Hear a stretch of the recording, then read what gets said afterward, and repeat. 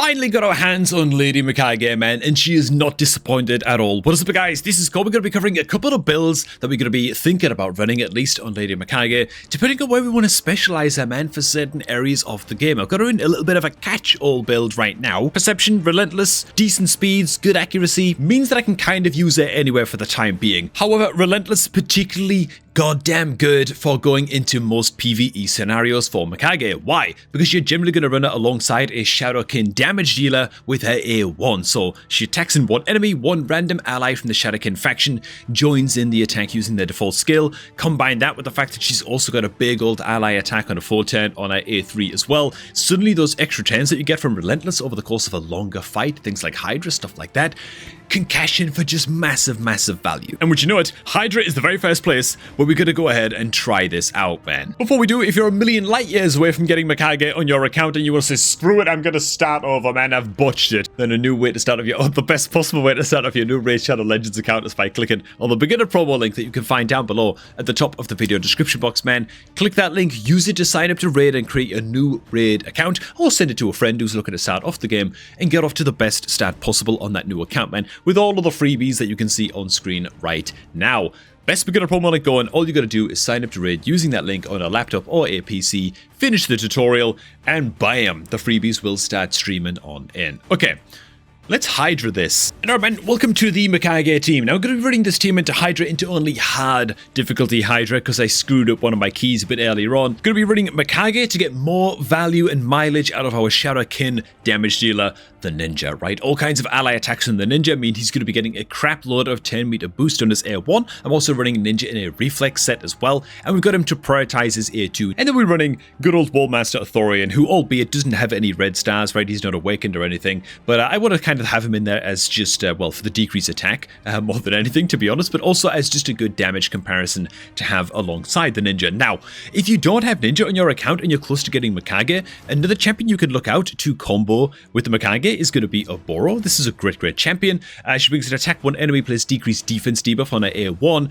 However, this will attack all enemies instead if the enemy is under 4 or more debuffs, which is real easy to pull off against Hydra as long as your team is like halfway decent, you know? And so getting this off is just a spammable AoE A1 alongside how many ally attacks you're getting off alongside MIKAGE on the team with the Oboro. Really good, obviously. And so that's another combination that you can look out for. So again, this is relentless set MIKAGE. She's just going to be prioritizing her A3 as much as possible. She's going to be staying in her first form as well. And just getting our team to spam off as much AoE damage as we can possibly get off. And as much ally attack damage as we can possibly get off. And hopefully her extra 10s are going to come in clutch and she's going to get to spam off that A3 as much as she possibly can. And let's just see where the damage numbers end up, shall we? And so for me, this is going to be a very long recording session, but don't worry, I'm going to skip to the end of the fights for you guys. I think we're going to try and test her out in a protection set as well, because that's another set you can build MIKAGE out in. And so we're just going to compare the damage numbers for relentless set versus protection set in both Chimera and in Hydra. That's the plan. Let's see how things turn out. Oh my god. I tell you what, man. Oh, she just got an extra 10 right now as well. So there's the A1 plus the ally attack from the Ninja as well. Dude, there's already been a couple turns where she's got like 2 or 3 extra turns in a row, and it's just like 1.8 mil damage or something. Oh my god, it just happened to get... The amount of extra 10 she gets, man, throughout these fights is kind of insane. And every time she A1s, the Ninja's hitting in for just stupendous amounts of damage. I'm liking the feeling of this a hell of a lot already. Oh man, tell you what, I'm actually gonna pause this test right here just because I'm noticing that we're dealing about 1 million damage per boss turn, right? We're on boss turn count 106 right here, 107 million damage dealt. That's actually just like a very kind of easy turn to damage rate, like ratio to sort of keep track of, man. About 1 million damage per boss turn. So I'm gonna go ahead and end the battle here. I'd be shocked if the Ninja was able to, out-damage the Athorian, but the Ninja able to put up numbers that are competitive with an Athorian, given Athorian is one of the better Hydra clan boss damage dealers in the game, which is ridiculous max HP damage, huge AoE damage throughout the entire fight. Ninja kind of holding the candle to the guy, and my Ninja build can be refined just a little bit more. Pretty good playtest number 1. Now, let's do the same run again, but Mikage in a protection set. And by the way, I am expecting lower damage numbers here to come out from the Mikage. It just makes so that I increase attack, increase crit damage buffs, just never fall off of the rest of the team. They're not being stripped by Head of Mischief or anything like that. Protection set, if I'm understanding correctly, might just be better for us into Chimera more than Hydra. But let's test it out in Hydra first. Oh god. Okay, her protection accessories are terrible. She's got an unupgraded crit amulet and an attack ring. Okay, at least the substats went into a bit of percentage, so it's not all bad. Anyways, her speed is she's actually 1 speed faster in protection gear, so that's good. Her accuracy is absolutely terrible. Is that going to wreck her A2? Probably will have some impact on her A2, but I don't think it's going to have the most impact, to be honest, on the fight overall. Again, I've got plenty of block buffs going in Hydra and stuff. But anyways, yeah. Having protected buffs against Chimera, big deal, because it goes Viper form and just the ultimate form of Chimera. Getting all kinds of buff strip against your team, all kinds of buff steal in the in the Viper form against Chimera. And so, whilst I'll be frank, I think we're probably just going to deal just less damage overall here to Hydra. Pretty comfortably less damage overall to Hydra in a protection set Mikage. I think it's as long as it's fine. Again, 1,000,000 damage per boss turn count was the numbers that we were hitting, at least in the last test run that we did.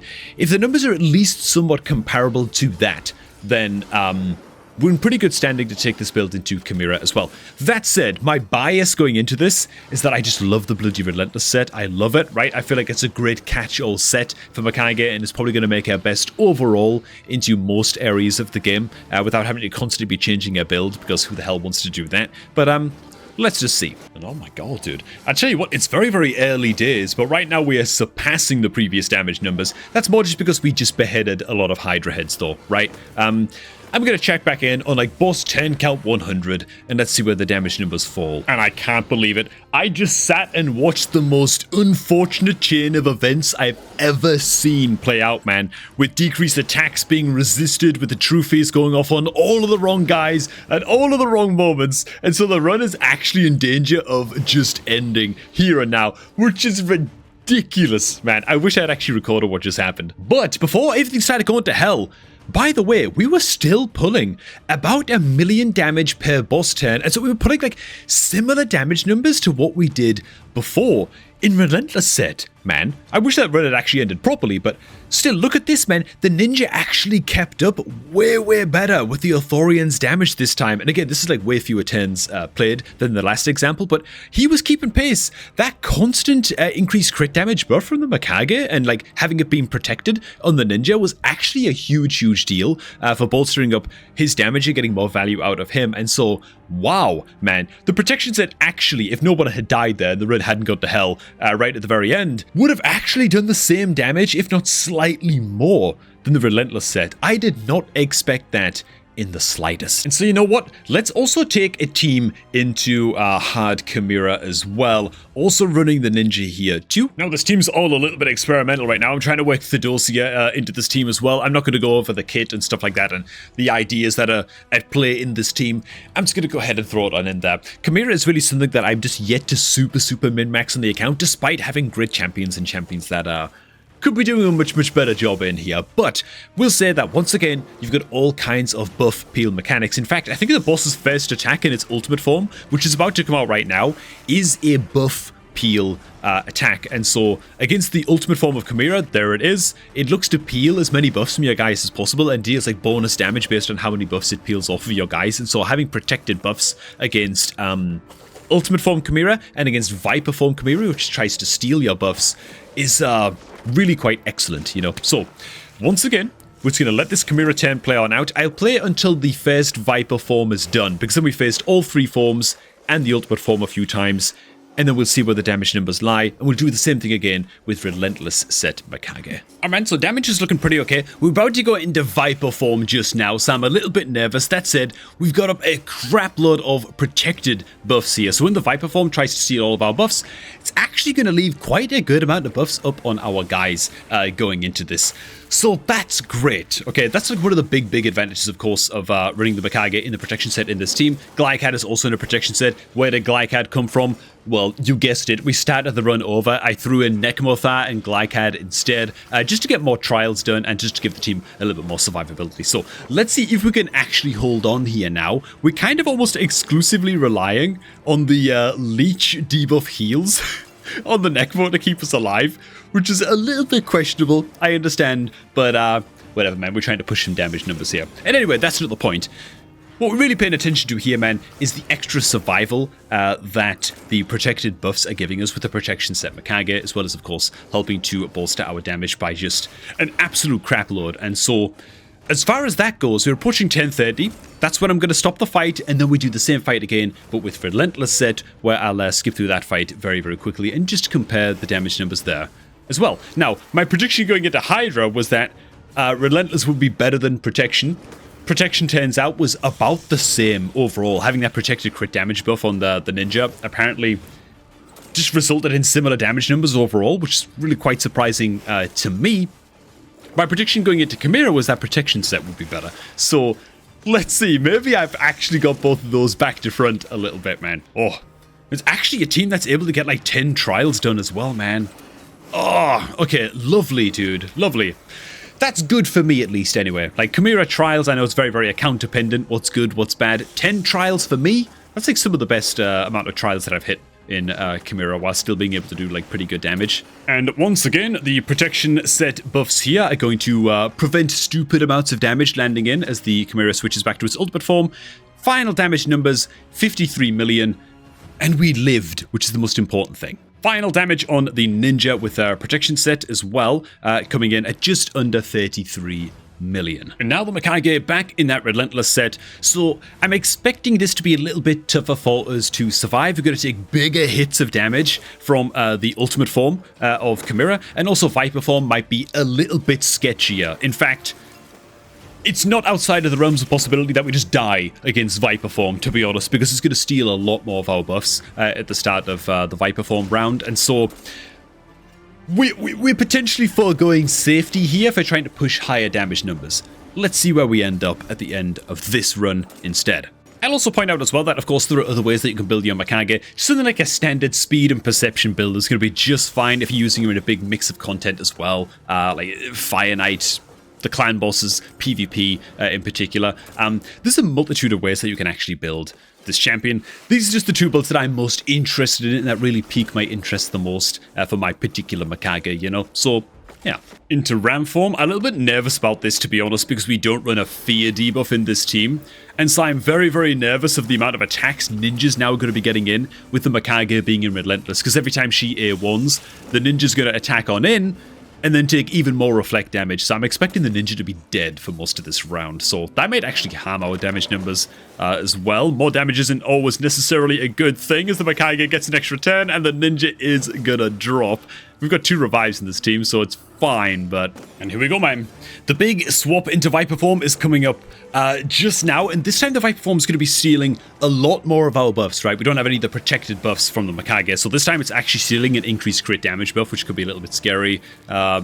Increased attack, I guess it was already getting from one of our mythicals already in the last round, but I've got to say, man, the damage from the previous run looks like it might be better already. I'm just going to let this play full auto, by the way. Like, if we die, we die. That's kind of like part of this run. I feel like the projection set just makes your run safer into Chimera more than anything, right? You just take less damage overall. Viper and Ultimate Form are just a little bit less scary.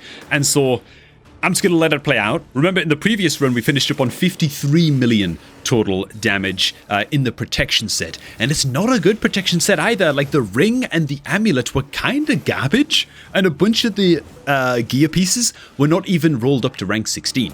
Which is kind of crazy, man, that the protection set looks to be on track to outperform anywhere into Chimera. So it looks to me right now, at least, the conclusion I can draw from this is that in Hydra, Protection, Relentless, they kind of even out a little bit. It depends a little bit on your team build and stuff as well. Maybe with an Oboro instead of a Ninja, the Relentless set might prove to be a little bit better, because I believe Oboro buffs with crit damage on herself anyway. She doesn't need it like the Ninja does, you know what I mean? But in Chimera, it looks like we got a pretty clear winner, man, with the Relentless set just struggling to keep pace with this suboptimal protection set. Which is nuts. And in the end, final damage count falls about 1.5 million short of where the protection set finished on up, dude. That's kind of crazy, man. Final damage count for the ninja as well. Before he finished up on just under 33 million damage.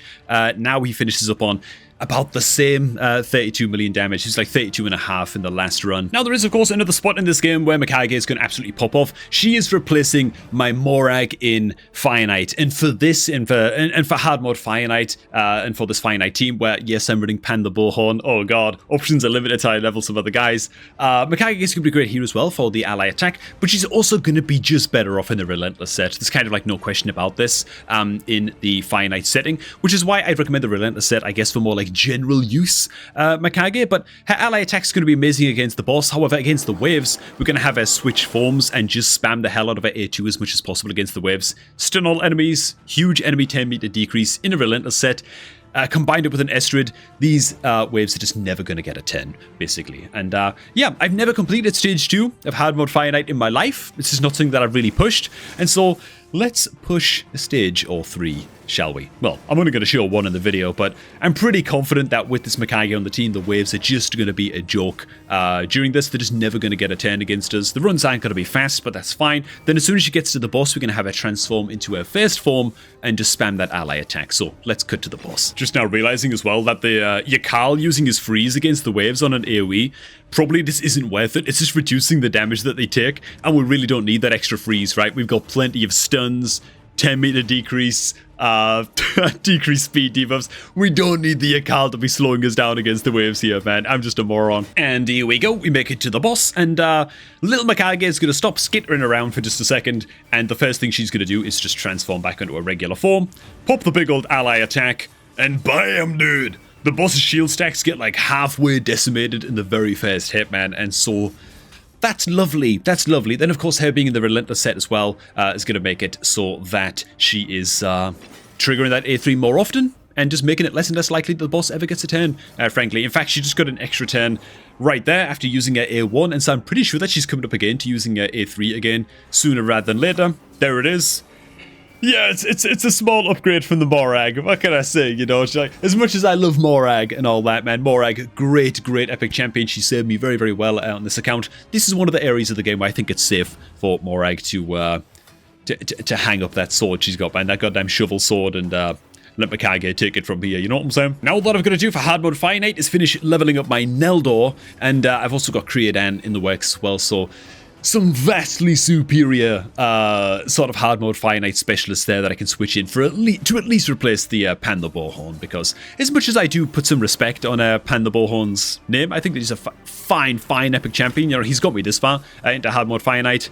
Yeah, he's not really holding a candle to the Creodans and the Neldors of this world, is he? You know. So yeah. Couple of ways that you can build out the MIKAGE. I think I'm going to stick with the Relentless set for now, just because to make her protection build, I had to pull some pieces off of like Feral Barkhorn and one of my protection pieces off of Androck. Like, I don't want to be doing that just yet, but I think in future I probably will specialize MIKAGE to be using a protection set in most areas of the game. Actually, surprised, pleasantly so. Let me know how you were building your MIKAGE, or how you plan on eventually building your MIKAGE if you were close to completing the milestone event that is, of course, the MIKAGE fusion on your own account. I'd love to hear all about it.